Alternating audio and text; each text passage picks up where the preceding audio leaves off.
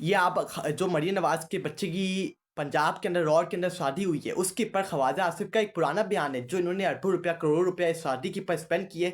उसके ऊपर ख्वाजा आसिफ, जो पीएम-एल का लीडर है, फॉर्म 47 का वज़ीर बन के बैठा हुआ है, जो बड़ी-बड़ी बातें करता है इमरान खान से मुतल्लिक, पीटीआई से मुतल्लिक, पीटीआई की सोशल मीडिया से मुतल्लिक, इसका अपना पुराना बयान देके शादियों के ऊपर, मैरिज के ऊपर जो अरबों रुपया लगाया जाता है, फिर हम इसके ऊपर बात करते हैं। आइए।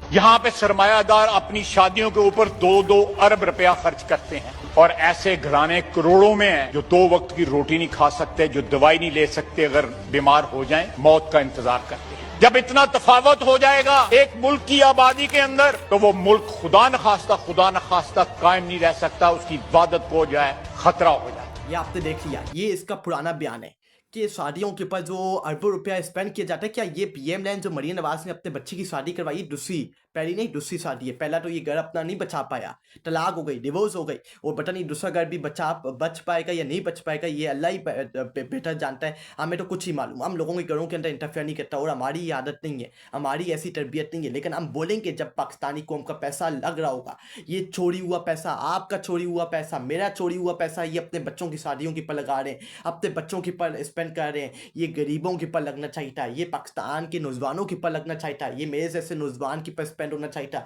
मेरी कौम के ऊपर, मेरे मुल्क के ऊपर, जो इस मुल्क के अंदर खराब चीज़ें हैं उनके ऊपर स्पेंड होना चाहिए था, उनको सही करना चाहिए था इन पैसों को स्पेंड करके। लेकिन ये अपने बच्चों की महंगी सी महंगी शादियाँ करवा रहे हैं, और फिर बताते हैं कि हम ये कर सकते हैं, हम वो कर सकते हैं, हमारा पैसा नहीं है, हम पाकिस्तान की तर्जुमानी कैसे करें। पाकिस्तान को पिछले 40 सालों से इन दो खानदानों ने मिलजुल के तबाह और बर्बाद कर दिया। इतना पैसा खाया है, इतना पैसा खाया है कि आज अगर ये पैसा ना खाएं और इनका हिसाब किताब हो, तो आज पाकिस्तान को आईएमएफ से कर्जा नहीं लेना पड़ेगा, और पाकिस्तान आराम सुकून से टेक ऑफ कर सकता है। उसके बाद ये ताऊ साफ़ी है।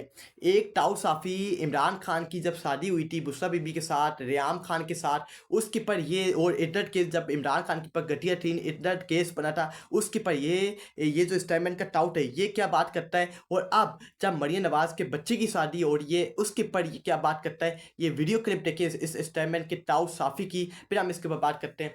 आइए। किसी को इससे गर्ज नहीं होनी चाहिए कि किसी के घर में कैसी शादी हो रही है। और अगर आपको ये गर्ज है आपकी कि आपने देखना है किसी के घर के अंदर क्या शादी हो रही है, तो फिर आप बाकायदा दावत के जरिए उस घर के अंदर जा सकते हैं। लेकिन ये दीवारें फलांग कर, ऊपर से जिसको हम आम जबान में कहते हैं झातियां मारकर, अगर आप लोगों के घरों के अंदर की बातों के ऊपर जाके चस्के लेंगे, तो ये आपकी तरबियत को रिफ्लेक्ट करता है। ये घटियापन है। नाज़रीन, इमरान खान अब ज़ाती उलझनों का भी शिकार नजर आते हैं। ऐसी ज़ाती उलझनें जिसके ऊपर बड़ी बहस हो रही है कि वो ज़ाती हैं, शरई हैं, सियासी हैं, या उनको हमने जेर बहस लाना है अदालत के फैसलों के जरिए। उनके निकाह खान ने जो एफिडेविट दिया है उसके मुताबिक इमरान खान और बुशरा का निकाह इद्दत की मुद्दत ख़त्म होने से पहले हुआ, और उसके बाद जब दोनों पार्टीज ने उनको दोबारा अप्रोच किया, ये निकाह खान को, और उनको बताया कि उनका पहला निकाह जो था वो इद्दत की शर्त पूरे किए बगैर हुआ था, तो एक और निकाह करवाया गया। अब एफिडेविट है, इसका मामला कोर्ट के अंदर भी लगा हुआ है। इमरान खान के जो सपोर्टर है वो कहते हैं जाती मामलात को उछाल के उनको सियासी तौर पर बैकफुट पे लाने की कोशिश की जा रही है। लेकिन इमरान खान के जो तजादात हैं उनकी तादाद बहुत ज़्यादा है, और जब कायद अपने आप को एक मुसलमान कायद के तौर पर पेश करे और एक मसीहा के तौर पर बताए, तो ये मामलात फिर जाती नहीं रहते। ये आपने देखा कि किस तरह ये स्टेटमेंट का टाउट किस तरह तनकीद कर रहा है, किस तरह ये बातें कर रहा है कि ये हो गया वो हो गया। जब इमरान खान के ऊपर इद्दत जैसा घटिया थीन केस बना था, तो उसके ऊपर इसका क्या पॉइंट ऑफ व्यू था। और जब आप मरीम नवाज़ के बच्चे की शादी के ऊपर जब अरबों रुपया स्पेंड किया जा रहा है हमारा पाकिस्तानी 24 करोड़ आवाम का, और हम इसके ऊपर तनकीद कर रहे हैं, इनका मुंह काला कर रहे हैं। अब इसको मसला हो गया कि ये क्यों किया जा रहा है, ये ऐसा क्यों किया जा रहा है। यही तो इस पाकिस्तानी निज़ाम का असल मसला है कि जब भी कोई हक के ऊपर बात करेगा उसको रोका जाएगा, उसको कहा जाएगा कि आपका पॉइंट ऑफ व्यू गलत है।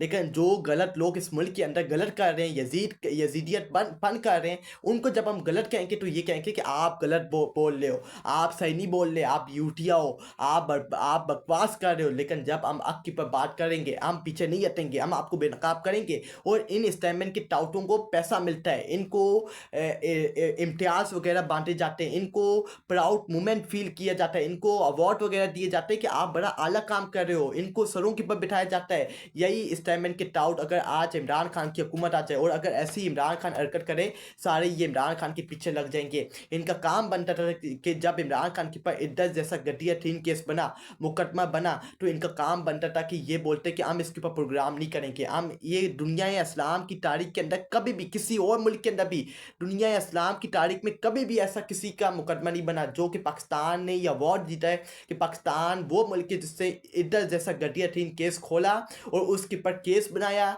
इमरान खान और उसकी अहलिया बुशरा बीबी को इसके अंदर पनिशमेंट दी गई और पाकिस्तान का अपना मजाक उड़ाया। पाकिस्तानी कोर्ट ने अपना मजाक उड़ाया और बताया कि पाकिस्तान की असल औकात, पाकिस्तान की असल वैल्यू क्या है। तो प्लीज़ खुदा का वास्ता है अपनी इज्जतों के साथ ना खेलो, अपने गिरबानों में देखो कि तुम इस मुल्क के साथ, इस पाकिस्तान के साथ क्या कर रहे हो। इस मुल्क को, पाकिस्तान को तुम तबाह बर्बाद कर रहे हो। ये तुम्हारी औकात है, ये तुम्हारी वैल्यू है। कब तक तुम पाकिस्तानियों के साथ खेलते रहोगे, पाकिस्तान को तबाह करते रहोगे, पाकिस्तान को बर्बाद करते रहोगे।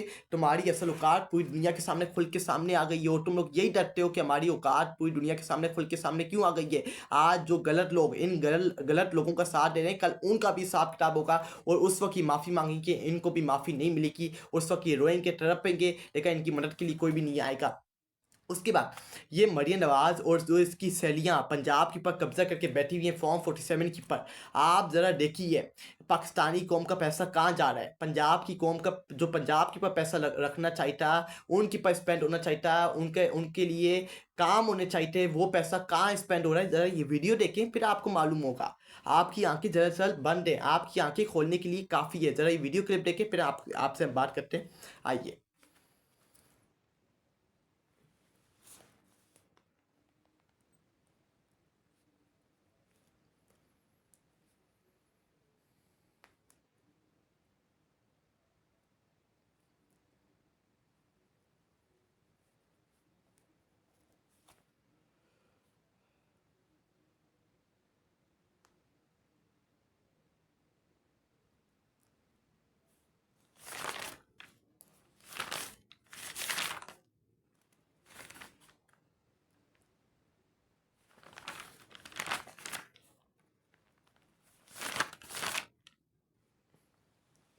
ये आपने देखा कि ये पाकिस्तानी कौम का पैसा कहाँ रखा जा रहा है, पाकिस्तानी कौम का पैसा कहाँ स्पेंड किया जा रहा है। इनकी शक्लों को तब्दील किए, इनका जो बूटा बाहर निकला हुआ है, इनके जो नाकें बाहर निकली हुई है, टेढ़ी मुड़ी हुई हुई है, शक्लें टेढ़ी मुड़ी हुई हुई है, उनको तब्दील करने में लगा जा रहा है पाकिस्तानी का अरबों रुपया, जो कि पंजाब के ऊपर, पूरे पाकिस्तान के ऊपर लगना चाहिए। इनकी शक्लें तब्दील करने के ऊपर पूरा पाकिस्तान का पैसा उड़ाया जा रहा है और ये कोई मजाक नहीं है। आज लोगों के पास 2 वक्त की रोटी के खाने के पैसे नहीं है और इनको मजाक सूझी हुई है। इन सब का हिसाब किताब होगा। तुम यहाँ इस तरह ले लोगे, लेकिन क़यामत के रोज़ तुम्हें कोई इस तरह नहीं मिलेगी। तुम्हारा हिसाब किताब होगा और जो इनको मदद कर रहे हैं, जो इनको सपोर्ट कर रहे हैं और जिन्होंने इनको लाया है, उनका भी हिसाब किताब होगा। और जो चोरों का हिसाब किताब नहीं ले रहे, मासूम लोगों से हिसाब किताब ले रहे हैं, उनको पकड़ टक्कर के जेलों में बंद कर रहे हैं, उनका हिसाब किताब होगा। ये तुम लोग क्या समझते हो कि तुम इस तरह लेके पाकिस्तान के अंदर बैठ जाओ कि तुम्हारा कोई हिसाब किताब नहीं होगा, लेकिन क़यामत के रोज़ तुम्हें कोई इस तरह नहीं मिलेगी। तुम्हारा क़यामत के रोज़ पाकिस्तानी कौम होगी और तुम्हारे गिरबान होंगे और तुम्हारा हिसाब किताब ऐसा होगा। अल्लाह ताला वहाँ माफ़ नहीं करेगा, अल्लाह ताला वहाँ तुम्हें इस तरह नहीं देगा। हर किसी का हिसाब किताब होगा। जो जन्नती है उसका भी हिसाब किताब होगा, जो दोज़ख के अंदर जाएगा, आग के अंदर जलेगा, उसका भी हिसाब किताब होगा और उसका तो हर हाल में हिसाब किताब होगा। तुम क्या समझते हो कि तुम्हें वहाँ भी इस तरह मिल जाएगी? तो ये तुम्हारी गलत फहमी है। तुम यहाँ इस तरह लेके पाकिस्तानी कौम को तबाह करोगे, इस मुल्क के साथ बर्बादी करोगे, यजीदियत करोगे, फ्रोनियत करोगे और बताओगे कि हम पाकिस्तान के साथ मुखलिस हैं और तुम अपने इस्लामैन के टाउट उठाओगे पाकिस्तानी कौम को चूंटियाँ बनाने के लिए। तो ये तुम्हारी सबसे बड़ी गलत फहमी है। पाकिस्तानी कौम ने अब तुम्हारी बातों में नहीं आना, अब मजीद चूंटियाँ नहीं बनना। पाकिस्तानी कौम जाग उठी है और ये अल्लाह का करम है, इसलिए ये डरे हुए हैं, सहमे हुए हैं कि पाकिस्तानी कौम क्यों जागी है। नौजवान अब उठ खड़ा हुआ है अपने मकासद के लिए, अपने वफादात के लिए, अपने हकूक़ के लिए। नौजवान अब सामने आ रहा है, जंग लड़ रहा है, सोशल मीडिया के पास इनको बेनकाब कर रहा है।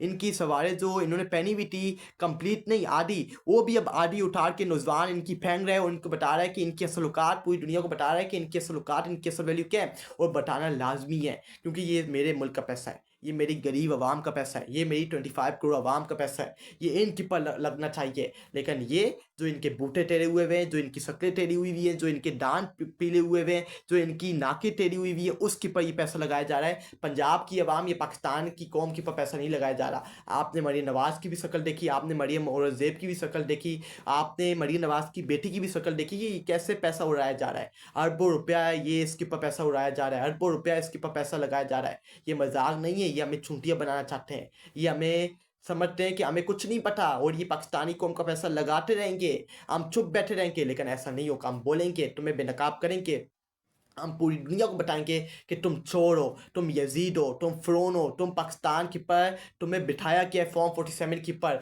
और जब ऐसे नमूनों को, यजीदों को मुल्क हवाले किया जाएगा तो वो कभी भी आवाम का नहीं सोचते, वो अपना सोचते हैं, वो अपने वफादार का सोचते हैं। और हमने ये सिंध के अंदर देख लिया, जो गुल प्लाजा के अंदर आग लगी है, पीछे 17 साल से हुकूमत पंजाब से जरदारी माफिया की, उसके ख़ानदान बैठा हुआ है, क्या कर दिए इन्होंने सिंध के साथ, कराची के साथ। हमने पंजाब के अंदर देख लिया कि पंजाब के अंदर क्या हो रहा है, अरबों रुपया शादियों के पर इन्वेस्टमेंट की जा रही है, अपने बच्चे की पे शक्लों के पर इन्वेस्टमेंट की जा रही है, शक्लें तब्दील की जा रही हैं, और फिर इनके स्टेटमेंट के टाउ टीवियों के पर आके बैठते हैं, अपने व्लॉग के अंदर कहते हैं कि अब इनके पर तनकीद की जा रही है, इनकी तरबियत नहीं हुई, हमारी तरबियत हुई है, हम तरबियत हुई है। और हमारा पैसा कहीं गलत जगह पे लगेगा, हम बोलेंगे, क्योंकि ये हमारा पैसा है, हमारे टैक्स के पैसों से ये हमारे ऊपर लगना चाहिए, ये हम नौजवानों के पर, हमारी माए बहनों के पर, हमारे लोगों के पर, हमारी गरीब आवाम के पर लगना चाहिए। लेकिन ये पैसा कहीं और लग रहा है तो तुम्हें भी तकलीफ होगी और तुम्हारे एंडर्स को भी तकलीफ होगी। लेकिन हमें तुम्हारी परवाह नहीं है, हम बोलेंगे अपने मुल्क की खातिर, क्योंकि तुम्हारे बाप का मुल्क नहीं है या किसी के बाप का मुल्क नहीं है, ये हमारा मुल्क है। और हम बोलेंगे, बार बार बोलेंगे, किसी को मसला होता है